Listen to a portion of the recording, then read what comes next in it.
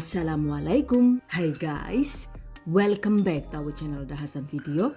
Kali ini saya akan membagikan salah satu resep andalan, yaitu selai nanas istimewa. Istimewa karena bikinnya itu mudah dan hasilnya itu mantap. Pastinya cocok banget untuk isian aneka nastar, baik nastar klasik, nastar karakter, nastar mede, nastar gulung, dan lain-lain. Selain itu, jika disimpan di dalam kulkas, selai ini bisa bertahan hingga 1 tahun. Wow, amazing. Okay guys, I bet you been curious to know on how to make it. Just check it out. Bahan dan cara membuat. Pertama, siapkan 6 buah nanas lokal segar, atau jika menggunakan nanas madu Thailand seperti ini, maka cukup gunakan 2 buah saja. Agar hasil selai wangi dan kuningnya itu bagus, gunakan nanas yang sudah tua dan matang. Jadi sebaiknya hindari penggunaan nanas yang masih hijau semua seperti ini ya. Oke, kupas nanas dan buang bagian matanya. Cuci hingga bersih, lalu parut nanas dengan menggunakan jenis parutan keju seperti ini. Jadi sebaiknya hindari penggunaan parutan kelapa seperti ini.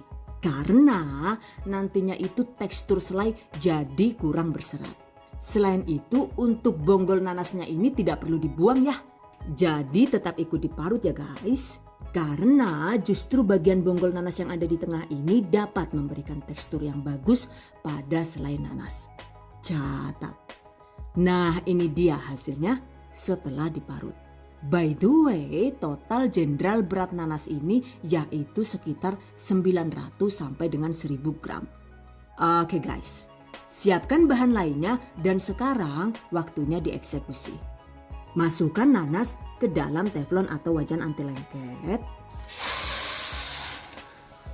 Tambahkan 2-4 batang kayu manis. Jika suka, kita juga bisa menambahkan 2-3 buah cengkeh kering ya guys. Cuma saya lagi nggak punya, jadi ya saya skip aja deh. Tambahkan setengah sendok teh garam halus. Aduk hingga rata. Lalu masak dengan menggunakan api sedang sekitar 15 menit sambil sesekali diaduk agar tidak rawan gosong. Yakin. Isi. Apa kia ya? Ireng-ireng gue cilik melentis. Apa sih? Jajal, tak cia dikit kan lah. Walah, nujine nanas. Kan mau dipetani siji-siji gane. Masih ada sing katut bae lah, Jan. Jadi pastikan jangan sampai ada biji nanas yang ikut termasak ya guys. Agar hasil selainya itu enak maksimal dan tidak rawan gatal.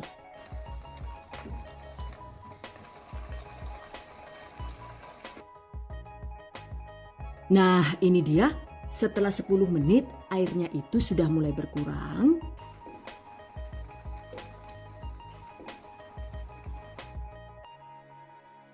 Dan setelah 15 menit, sekarang waktunya ditambahkan gula pasir.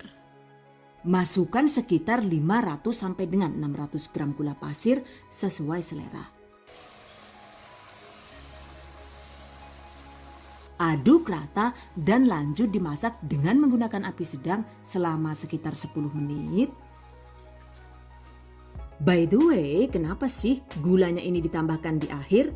Karena jika gula pasirnya itu ditambahkan di awal berbarengan dengan nanasnya gitu, maka hasil selai nanasnya itu jadi rawan coklat dan gosong. Dan kalaupun gak gosong juga warnanya itu jadi kurang cantik, cenderung kecoklat-coklatan.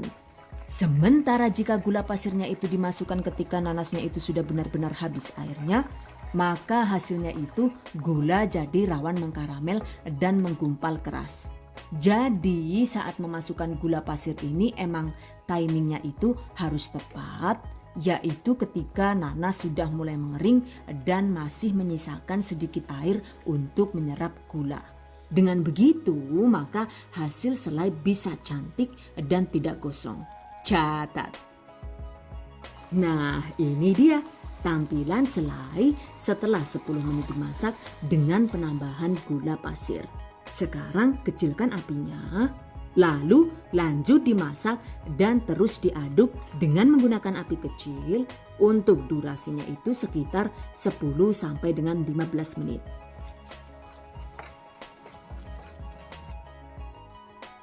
Tuh lihat, setelah 10 menit tampilan dasar teflonnya sudah cukup kering ya. Tandanya kandungan airnya itu sudah hampir habis. Jadi ini terus kita aduk dan lanjut dimasak sekitar 5 menit lagi dengan menggunakan api kecil agar tidak gosong. Dan ini dia, setelah 15 menit bagian dasar teflonnya itu sudah berbusa, tandanya air dalam selai ini sudah benar-benar habis.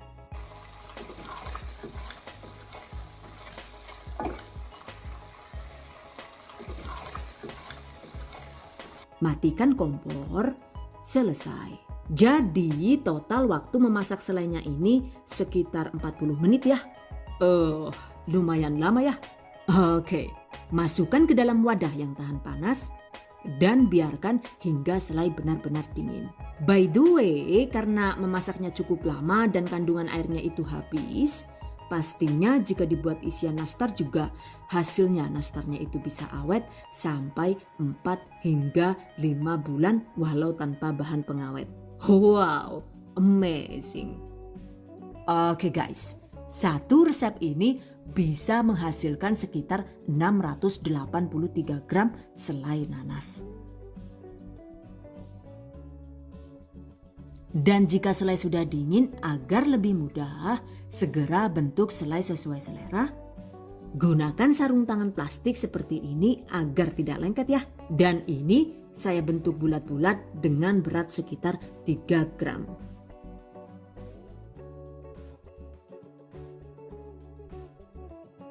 Tara, seperti ini nih hasilnya. Lakukan sisanya hingga habis.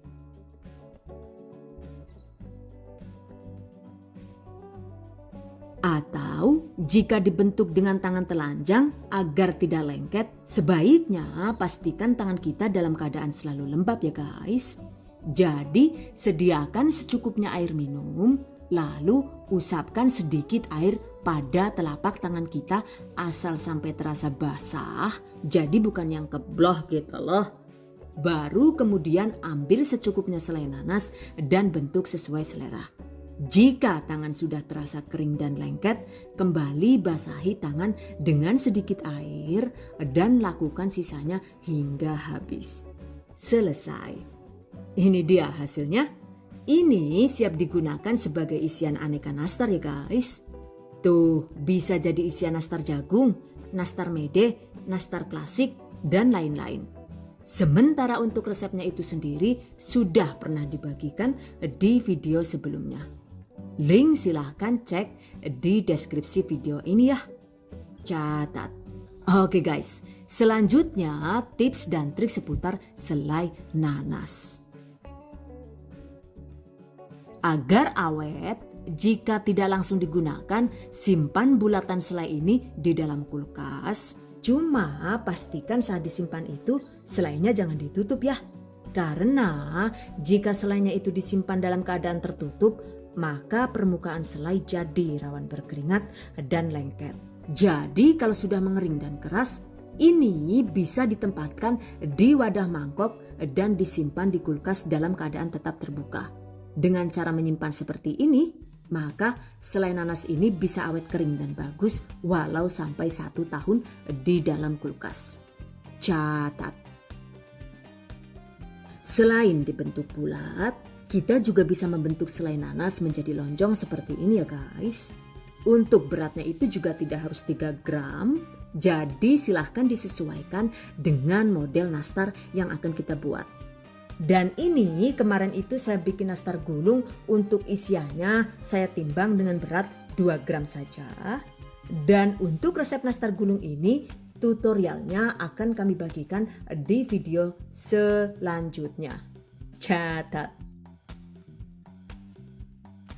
By the way, agar hasil selai itu lebih melimpah, kita bisa mengoplos atau mencampurkan selai yang kita buat dengan tambahan ekstra selai nanas instan seperti ini ya. Jadi selai instan yang dari toko begini itu kan teksturnya cenderung lembek. Selain itu juga jika dibuat isian nastar hasilnya kurang memuaskan gitu. So ini bisa kita perbaiki baik tekstur maupun rasanya dengan cara ditambahkan di selai nanas yang kita buat. Caranya yaitu ketika selai nanas itu sudah hampir matang, segera masukkan selai nanas instan seperti ini. Lalu lanjut dimasak dengan menggunakan api kecil hingga tekstur selai menjadi berat dan berbusa di bagian dasar teflon. Nah, jika sudah begini, segera matikan api. Selesai. Dan ini dia hasilnya. Selai nanas yang terbuat dari full nanas segar dan selai nanas oplosan yang dibuat dari selai nanas asli lalu ditambahkan dengan selai nanas instan. Dari teksturnya saja sudah terlihat berbeda ya. Yang menggunakan selai instan itu teksturnya lebih lembek walaupun sudah tidak mengandung air sama sekali. Karena emang selai nanas instan itu kan mengandung asam sitrat tuh. Jadi rasa asamnya juga lebih tajam. Dan asam sitrat itu kan salah satu fungsinya adalah melunakkan tekstur gula. Jadi mau dimasak selama apapun ya teksturnya akan tetap lembek dan tidak bisa mengeras. Karena teksturnya agak lembek, untuk penggunaannya juga bisa ditempatkan di dalam piping bag seperti ini ya. Lalu cara menggunakannya juga cukup dicelotot seperti ini. Tuh, praktis banget kan ya? Atau dibuat bulat-bulat seperti tadi juga bisa. Hasilnya terlihat lebih gelap sih. So, kalau kalian sendiri lebih suka yang mana nih? Yang versi oplosan dengan hasil melimpah dan rasa asam nanas yang lebih tajam, atau yang menggunakan nanas murni dengan hasil apa adanya tapi dengan rasa yang super istimewa. Exactly. The choice is in yours. Silahkan dipilih sesuai selera. Oke guys, demikian tadi cara membuat selai nanas istimewa ala The Hasan Video. Semoga bermanfaat. And I hope you guys enjoyed this tutorial today. Thank you so much for watching. See you guys next time. Wassalamualaikum warahmatullahi wabarakatuh.